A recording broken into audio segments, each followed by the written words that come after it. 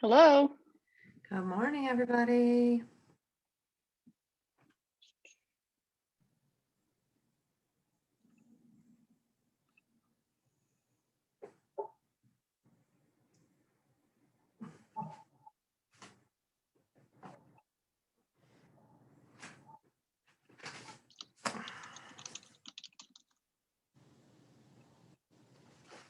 Hi, Matt. Hi, good morning, everyone. I think Senator Lockman has a Joint Finance Committee meeting this morning.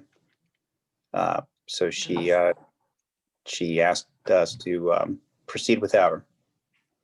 Sounds good. That's what she told us too.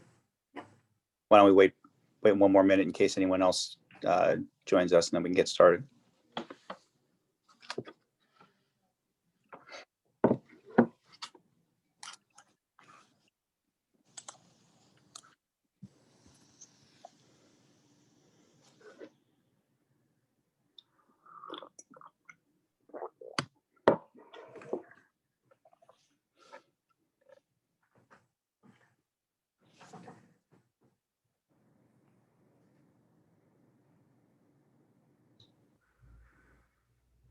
Morning. Morning, Jerome. Morning. Morning. What's up today? Not too much. Did you get your laptop yet? We put in the request for it. Do you mean to buy it? Yep. Mm-hmm. Good. Good morning. This is Ray. I'm not on camera, but I'm on. Hi, Ray. Good morning. Hi, Ray. Well, why don't we get started? I mentioned to the folks who were on a minute or two ago, Senator Lockman has a Joint Finance Committee meeting this morning. So she won't be with us, but I'll give her an update later. The first item on the agenda is the February 5th press conference, and that is still on the schedule. Senator Lockman and I are trying to line up various folks who are not consortium members to speak in support of the consortium's recommendations on the 5th. And we'll also be asking a couple of members of the consortium to speak as well from the work groups whose recommendations made up these interim recommendations. I believe that Senator Lockman is planning on having one of the communications staff people from the state Senate help with the logistics. So for us, I think that, and for the University of Delaware folks, I think it is important just between now and then for you to be in touch with, I think his name is Scott Goss, who is the Senate communications person who works for Senator Lockman, just to make sure that everything is squared away for that. And the one thing that we do want to make sure of is that we have a recording of the entire thing, because we will want to use, we'll have, as I said, a number of folks who are not members of the consortium who are speaking in support of its recommendations, and we will want to have tape of all that so that we can use it for, for days and weeks afterwards in terms of, social media and things like that. But that is all on schedule. I don't know if folks have any questions about it, but that seems to be going pretty well. Great. That's super helpful. I do have a question. Thank you. Are there going to be key messages that are going to be crafted and circulated so that there's to reduce redundancy and to make certain that the most important things that you all once said or delivered? Yes, absolutely. We very much want to make sure that messages are consistent and that we get everything out there that we want to have out there. And we think that there are going to be some legislators, certainly legislators who are members of the consortium, but also potentially some legislators who are not members of the consortium who will be there to speak in support as well. And likewise, we're going to want to, make sure that they have what they need. But yes, the answer is it is a very important point, and we are going to be attentive to that. Thank you. Matt, I have a quick question.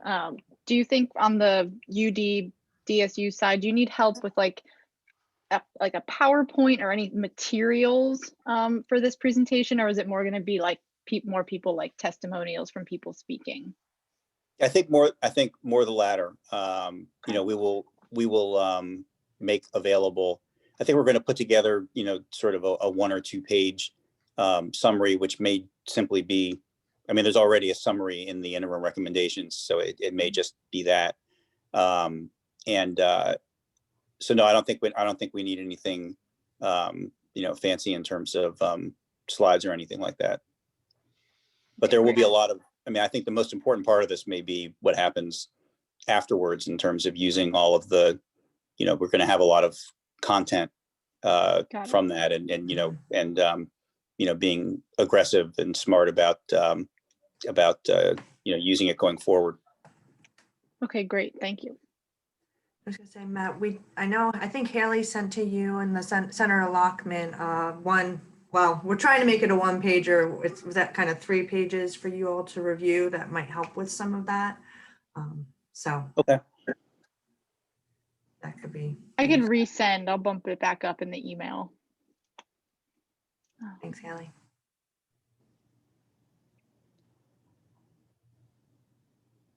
Okay.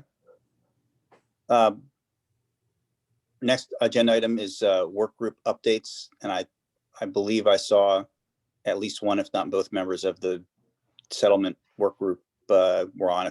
I know you have a meeting coming up. If you wanted to give us any further update. Sure. I'll go. We are excited about our first meeting on January 25th, this Monday. We're doing our introduction, and then also just going over what the settlement is. We're doing a survey just to get some feedback from our members, and then we also have our future meeting set up for February and March. The unofficial name of our group is Get Over Yourself, as we have a very incredible, diverse, and wonderful group of people, and are focused on the children. And so honestly, we are asking everyone to check your everything about you, your organizations, and really focus on the children we're looking to serve with the settlement. We can formally change the name of the group if you want. We like it unofficial. We like to, okay. Those are just like, we have a secret handshake and everything. So we'll be just keeping that amongst the board, the committee members. And you have to like cake. Yeah, you gotta like cake. Cake should be part of what we're talking about.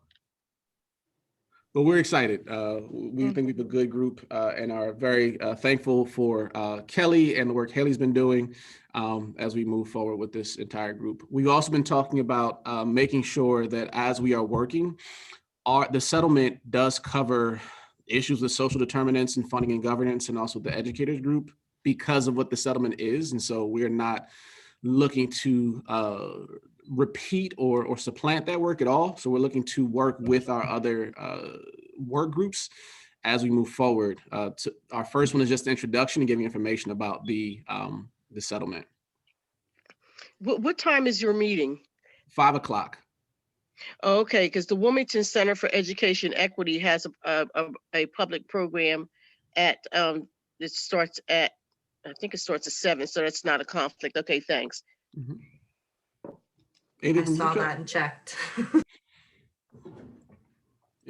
Kelly makes sure we plan around every major event taking place virtually or in person before we schedule any meetings.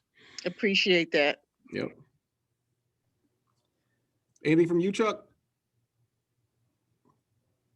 No, I think you nailed it. It's pretty good. Perfect. All right, thank you. I think that Jeff and Ray are both on, if either one of them want to give an update on the social determinants work group. I could start and then Ray can fill in. We are preparing a communication to our work group members. It should be going out within the day. re-engaging them in work moving forward, primarily around, I guess the best way to describe it is strategic advocacy for the work that was recommended in the interim recommendations to the governor and to the full body consortium. I think that's in a nutshell where we are. The email should be going out from Jason shortly. We're drafting out a very specific ask and request for the committee, the work group members to come to our next session.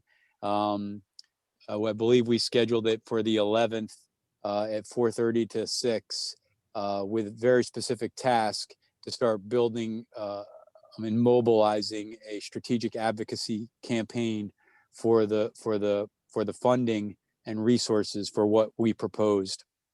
Ray, did I miss anything? Not on that point. Okay. The premise is that the advancing the interim recommendations is not going to just happen just because we will it to happen. We have to mobilize support. The other area is continuous learning. So we'll be bringing in some topical speakers over the next couple of months to give us cutting edge information of what's going on in the core areas of interest of the social determinants work group. Yep. So that'll be our focus, those two strands. Great. Thank you. Funding and governance, I believe Eugene is on. Good morning. Good morning. How's everyone? So funding and governance, we just had a meeting, internal meeting a couple days ago, and talked about kind of the pathway forward. One is we are working closely with a couple local, I would call them like civic groups around the referendum reform bill. Representative Quocha is planning to have that kind of ready, but we're thinking about sometime March. So it gets us an opportunity to do a lot of the legwork and organizing that's needed in order to kind of push that, assist in pushing that through. The second piece is we're also having conversations where we're being intentional with having conversations with our superintendents within this city to discuss possible collaboration in like a governance model and what that can look like and how best to move forward. So we want to have a conversation, get some thoughts from the different superintendents, and then have one of our larger meetings with the larger subcommittee for how we'll move forward and collectively work as a body. Any thoughts, questions, comments, criticism, concerns? All right, thanks, Eugene. Thank you so much. I did not see anyone from the educators work group on, unless I missed it. Does someone want to give an update if there is one? There is no update. I think they're waiting to see what happens in the governor's budget and help move forward that way. Okay. The next agenda item is just the agenda for the full consortium's next meeting. And I think there's an outline here of what's currently proposed to be on the agenda. I don't know if anyone wants to weigh in terms of whether there's anything that ought to be added to it or changed, at least as it now stands.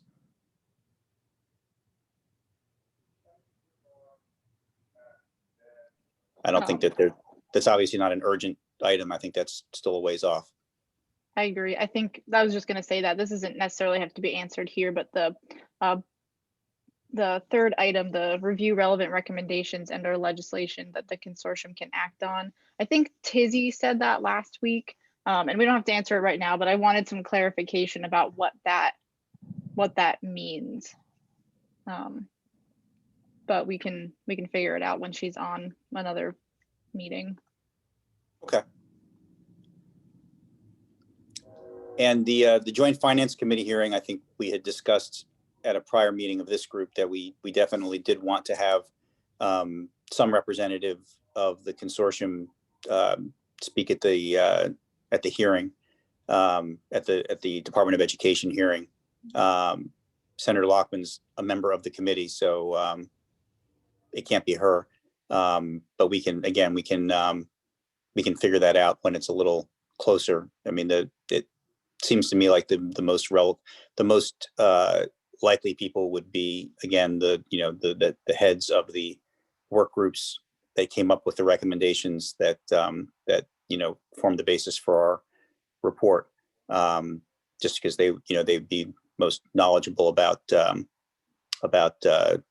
the decision-making process and the reasoning, et cetera. But we can cross that bridge when we get to it. When is that? That's February 18th. Yeah, we got a little time.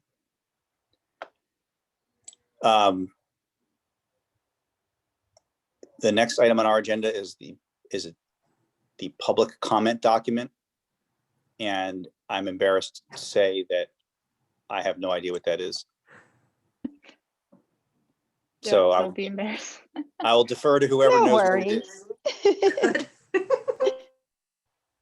worries. This is just a document we did it for the August consortium meeting, and we're going to do it for the December one. And it was just any outstanding questions that people had from the meeting. Basically, I just review the chat, and if there were outstanding questions that didn't get answered, Tizzy would like them to, if we can answer them, provide an answer and post it on the website.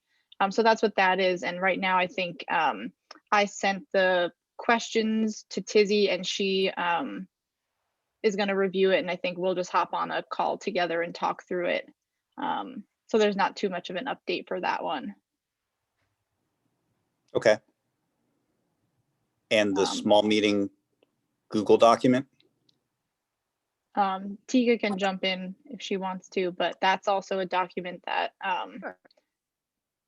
folks were saying on the call that they would like a little bit more transparency about if there were smaller meetings going on, that there was some sort of record of those meetings. Like if you and Tizzy met with the ACLU or something, there was just like some sort of record of that meeting. I created it's a very simple document, and Tizzy wants it in an Excel spreadsheet, which Tika said she could do. So I'll let her speak to that a little bit more. Sorry, give me one. Okay, hold on, I'm in a meeting. So we created this small work document,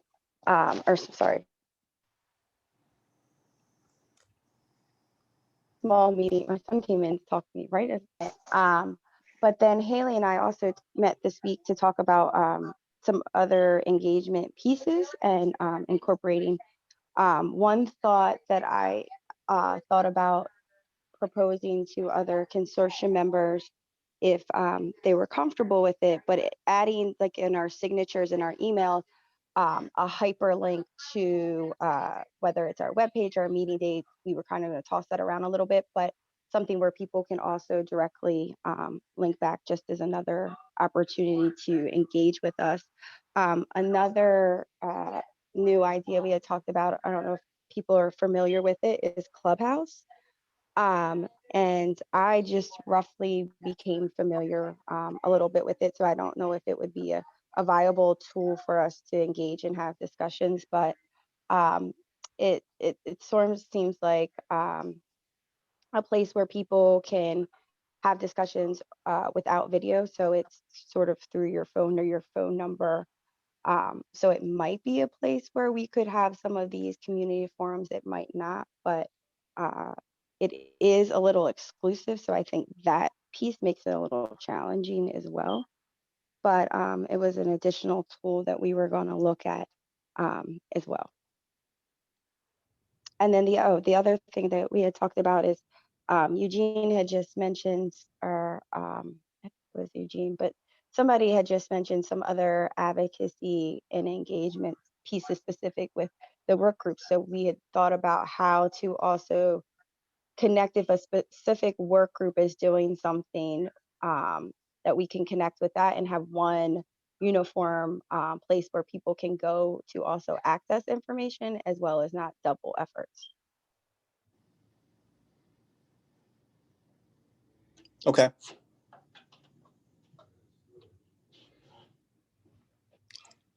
I've said this before, but I think it's going to become a lot easier to get people engaged now that we have some actual concrete substantive things that we're advocating get done.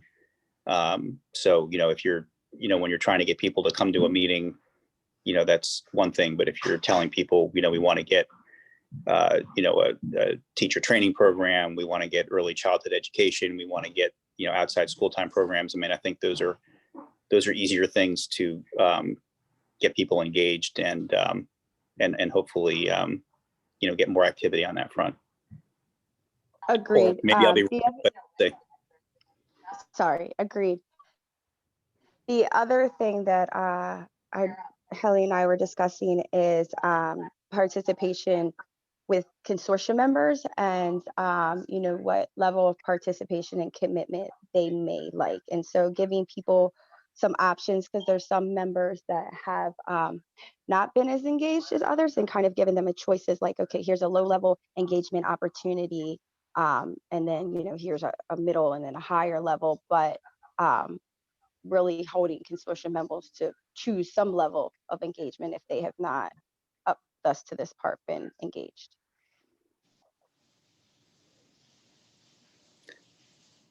Very diplomatically put. Thank you. Since we're on the public engagement section here, so one of the things, I don't even want to call it a struggle, but something that I guess is a challenge for me is there's so many like little groups that are allied or aligned or whatever with what we're doing. Some want us to move faster, some want us to move slower, some want us to move in a different direction. And even like one example I gave at our work group was there's this other group that's doing these presentations. There's one today, later today, about school finance. And when you go to find out more about the organization, you go to a screen and there's about 30 logos on there of other groups. And then you go to their website and some of them have a screen with 15 logos of other groups and some of them are the same groups and all that. And I know we have a lot of allies out there, but is there like a one-stop shop to find out who is who and what they stand for and how they align with what we're doing? It seems like Aaron and I every week are getting a couple more people saying, hey, we want to be on your group. And then we have to, just say, okay, well, what are they about? Are they about, kids? Are they about what we're trying to do? So it's not a challenge. I don't even know what to describe it. It's just, I feel a little blind in a way. Aaron, I'm not that popular. Come on. Yeah, Chuck, I feel you. There is not a one-stop shop, and I think that all of these smaller and larger and emerging groups are a byproduct of the lack of cohesiveness around education advocacy. And so when people think that things are not getting done, or they're unaware of what is going on, then they form their own offshoot effort. So, but there is a strategy to find out like who are the primary leaders, of the group, because it's impossible to touch bases with all of the partners that sign on to these various efforts. And so I believe you may be referring to education equity. Yes, that's the one that's today, but there are others too. Yeah. So what I can do is and kind of help with that by touching bases with others is if we just communicate back and forth, the particular group, or just send the whatever the written pieces. Maybe we can help to provide some a pathway to more cohesiveness, because some people just sign on because they've been asked to sign on and they're not necessarily active. So maybe we can help one another to kind of get more familiar with who these various players are. Yep, that sounds great. Because at the end of the day, some players are going to be at multiple tables. Right. And some of them want to play, I don't know. Some of them probably want to play the same game we're playing in the same direction we're going. But then you always got to watch out for the ones that are trying to slow you down, you know? Yeah. I would just say, Chuck, I totally agree with you. This actually came up in our previous meeting. One of the things that we're concerned about is that there's, in some cases, there's, I don't want to call it disinformation, but I feel like there could be narratives that are created that are completely opposite to the messaging that some of our committees may want to put out there. So I think right now it's critical that the communications and the narrative as to what we are doing is very solid, because it's just literally this came up for about 20 minutes in our last meeting. And so I'm in complete agreement, and I think that we just need to be even all of these different subcommittees. We just need to be, I guess, tighter, and also we need to maybe even have conversations with many of these different entities, because all it does is it just kills our potential progress. And I can see it now where some of the things, I mean, even within our committee, we're going to go down the legislative hall and have conversations about certain things that we're trying to do. And I can already foresee someone from a legislator saying, well, we're having these conversations with, you know, this entity or these groups of people who are saying that they're representing this, you know, this interest. So I think we just need to be very intentional as we move forward and recognizing that, because it's starting. Representative Croce was the one who we both brought up, but he brought up specific situations that were kind of like pressing against some of the work that we're trying to do. So I totally agree with you, and thank you for bringing up that point. Thank you. Yes, I mean, I think that's kind of par for the course, and well, it has been my experience. I do think that it's really important for members of the Reading Consortium, and particularly those of you that are in leadership roles, to be able to articulate the distinctive nature of this consortium. So there are some differences and some distinctions that other groups cannot tout, and in terms of both membership and the fact that it is a legislatively appointed body. So those distinctions are important also. So while we are embracing, as we should, the voice of the citizenry with regard to education, equitable education, funding in other areas, we also have to be clear that we are all that we are all pointing out the distinctive nature of this particular group and this group's, you know, work. Absolutely. Yeah, no, I think Ray's point is right on, that there's, you know, there are a bunch of different groups that are speaking to these issues, but there's only one that is actually tasked by the General Assembly with making these recommendations in this area, and that's the Reading Consortium. So, you know, it's important for us to emphasize that. And, you know, the flip side of that is that it's also important for us to, you know, follow our own process when we're coming up with things, and which we have been, and, you know, making sure that, you know, we're getting all the sign-offs that we need from our members, you know, before we're taking things to the General Assembly. And again, we've been very conscientious about that, and we just need to continue doing that. And I would also say that the funding and governance work group, I heard the report that you gave in terms of where you are, Eugene, but I think we might need to get some more definition and some more clarity around direction, because that the lack thereof from others' point of view, then they become opportunists and they try to get ahead of you.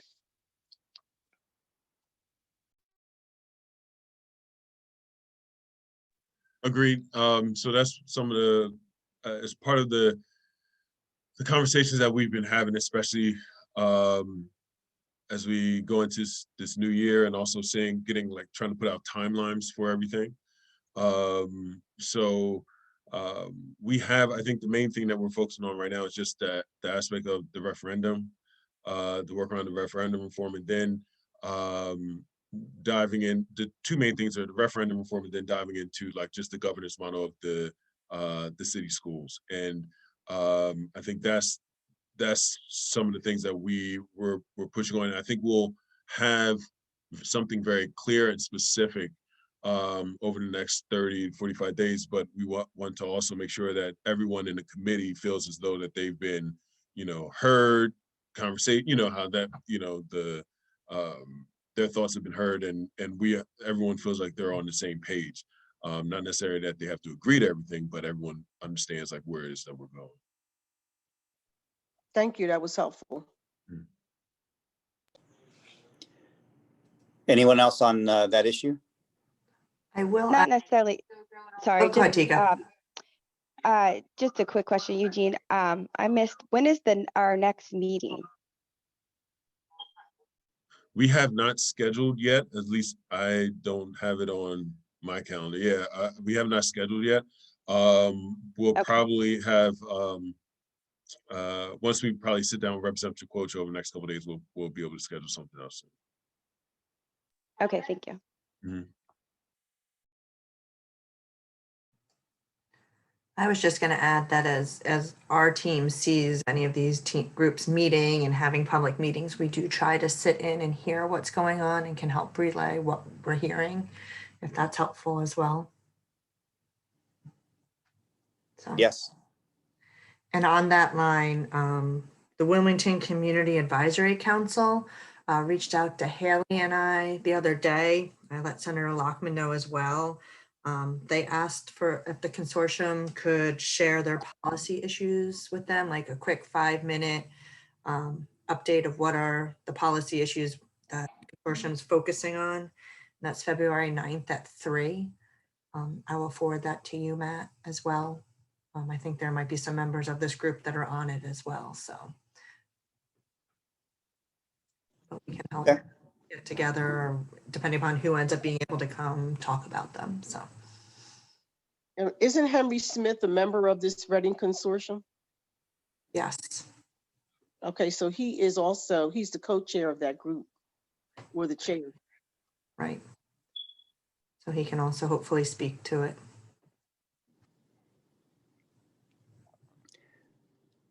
Okay, the last item we have on our agenda is public comment. I don't know if there are any members of the public that wanted to make any public comment, but if so, now is the time.